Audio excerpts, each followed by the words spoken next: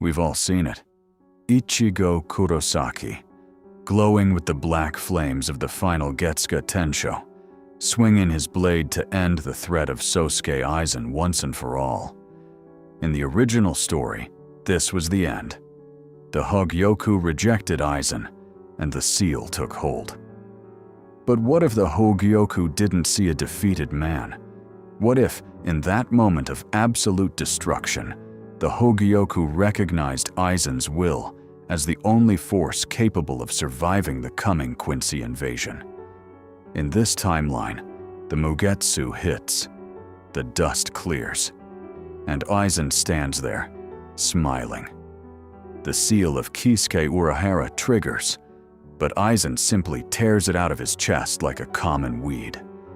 The hero has failed. The villain has won. This is the age of Aizen.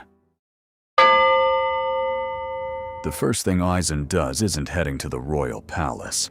It's finishing the business in Karakura town.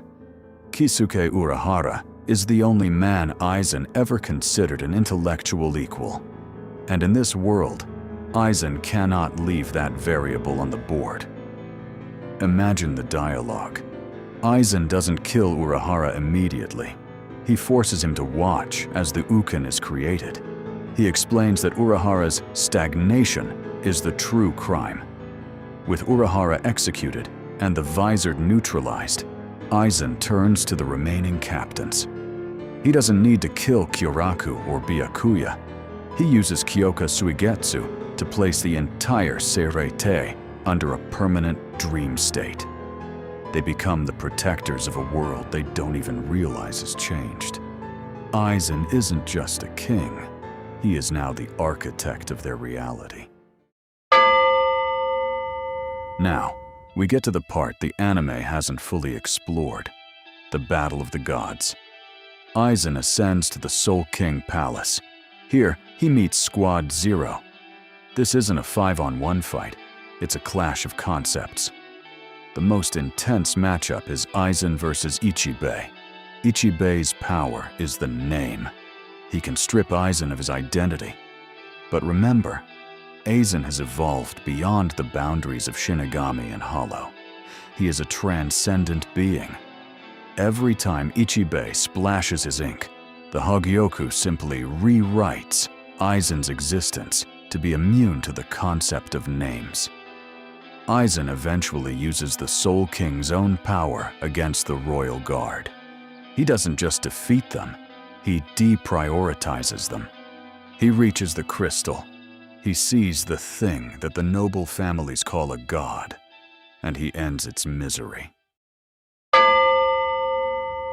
But Aizen's vision doesn't stop with the Shinigami. With the Soul King's palace within reach and the Hogyoku's power peaking, Aizen returns to Hueco Mundo to reclaim his failed experiments. In this timeline, the Espada aren't just discarded pawns, they are refined. Imagine a resurrected Stark, Uluquiora, and Barragan, now granted beyond resurrection forms through Aizen's perfected control of the Hogyoku. He doesn't just rule Soul Society, he creates a new celestial court where Hollows and Shinigami serve side by side. In the age of Aizen, the sky over Tokyo, Hueco Mundo, and Seirei cracks open. The realms merge. There's no more passing over. If you die in the human world, your soul doesn't go to a waiting room. You simply transition into your spiritual form immediately. Aizen creates a meritocracy. Those with the strongest Reats rule, and he sits at the top. This would be a golden age of technology and spiritual evolution. But it would be a world devoid of heart. The very thing Ichigo fought for. So, was Aizen right? By the end of this timeline, the world is safe from the Quincy.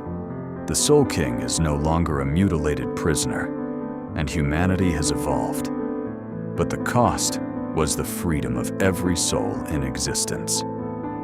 Would you accept a perfect world, If it meant Sosuke Aizen was the one holding the leash? Or is a broken, unfair world like ours better as long as we have the right to choose? Let me know your thoughts in the comments.